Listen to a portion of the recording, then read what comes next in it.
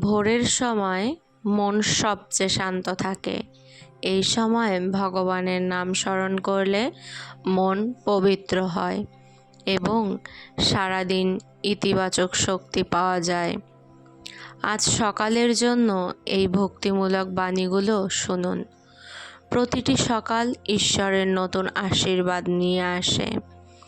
দিনের শুরু ভগবানের নামে হলে মন শান্ত থাকে। চিন্তা নয়, ঈশ্বরের উপর ভরসা রাখুন। যে হৃদয়ে ভক্তি থাকে সেখানে শান্তি নিজে থেকেই আসে। আজকের দিনটি ঈশ্বরের উপহার, কৃতজ্ঞ থাকুন। অহংকার নয়, ভক্তি মানুষকে বড় করে। ভগবানের নাম স্মরণ করলে ভয় দূর হয়। শুভ চিন্তা দিয়ে দিন শুরু করুন, সুন্দর হবে পুরো দিন।